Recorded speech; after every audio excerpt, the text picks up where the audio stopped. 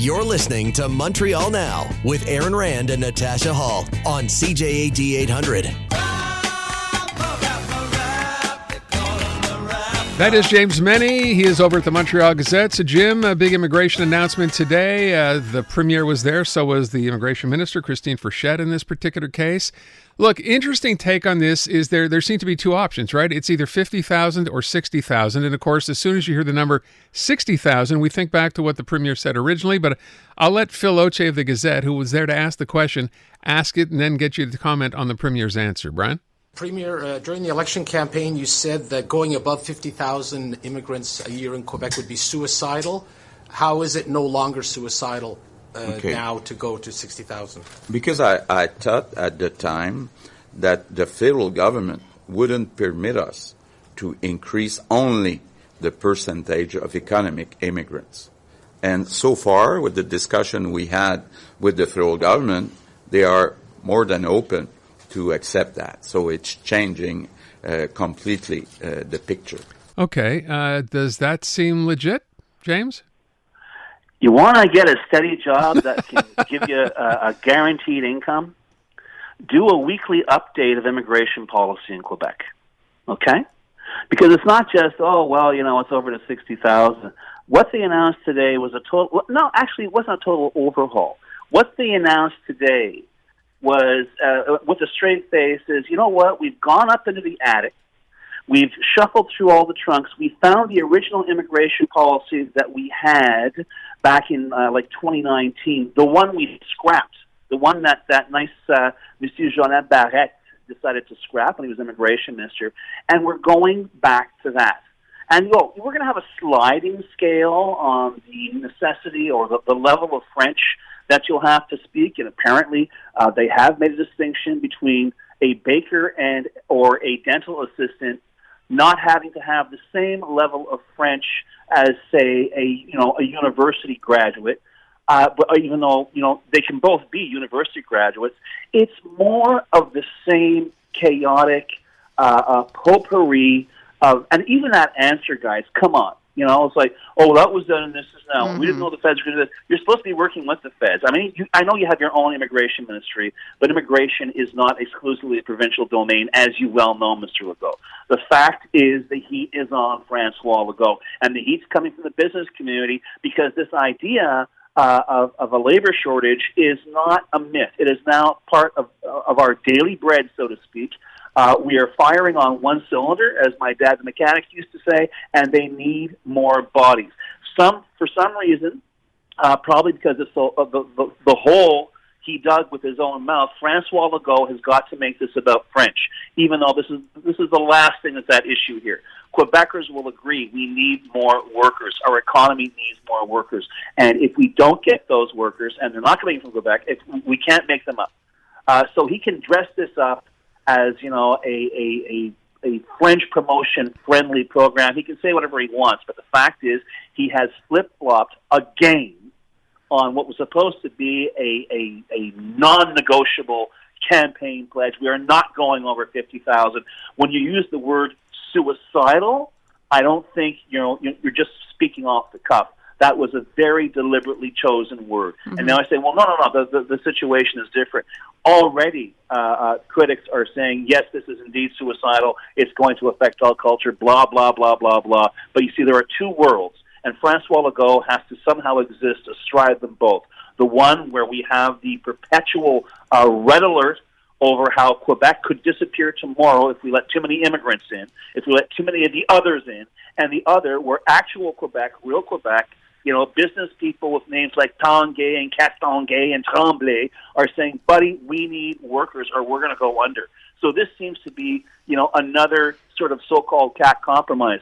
It would be easier to digest, guys, if it wasn't for the fact that Francois Legault, every single day of his career as premier, likes to come across as the guy who doesn't compromise.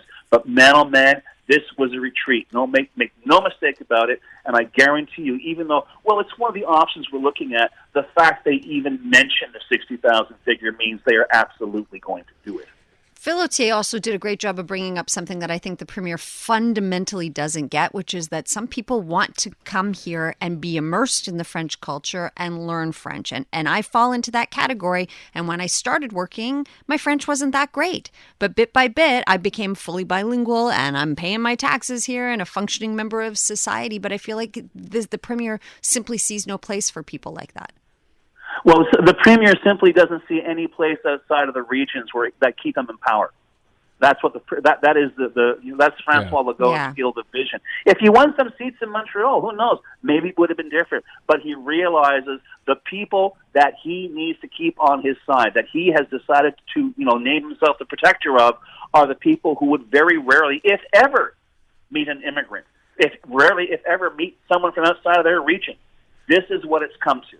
And so we have these ridiculous flip-flops, 180-degree turnarounds, and as I mentioned before, it wouldn't be so embarrassing politically were it not for the fact that Francois Legault seems unable to go a day without uttering some piece of over-the-top rhetoric, especially when it comes to the French language in Quebec. But, it's interesting to Natasha's point, this idea where he's about the decline of French. We keep hearing it over and over. It's a broken record. Yet he will always, and he did it again today, specifically single out Montreal as if the rest of the province doesn't matter. The issue with French declining in his mind is all about Montreal, yet no one ever calls him out on that. Well, no one's going to call him out on it, and simply because the real danger is coming from Francois Legault's constituency. They aren't cranking out enough babies. It's as simple as that. So we have to go import francophones. This is what, in their version of immigration policy, we're trying to import francophones. And lest we forget, we're sort of thinking that, well, this is marvelous, joie de vivre, everyone wants to live here. I'm a francophone, I want a job, I'm bilingual. I'm a francophone, I speak English, I don't know, I live in Europe someplace.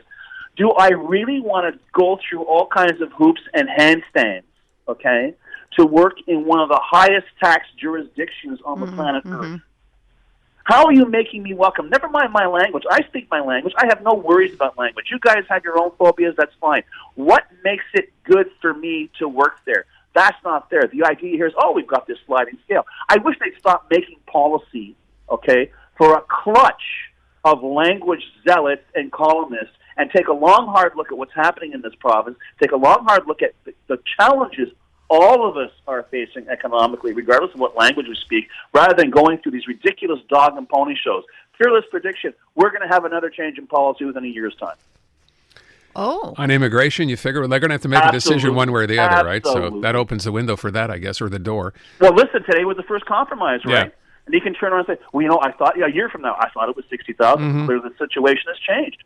Yeah, fair enough. Let me ask you real quick before we run out of time. This idea here about the education ministry, what have they been told to produce?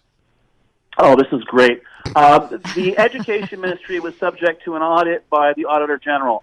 The Auditor General discovered that 1 out of every 4 teachers in Quebec is working illegally, which is to say they don't have a teaching certificate. Because why? Because they had to be dragooned into service. There's a shortage of teachers, don't you know? So it turns out the AG wants to get to the bottom of this, and the Ministry of Education was so incapable of answering any of the questions that the AG actually had to give the ministry a list of what it should try and find out.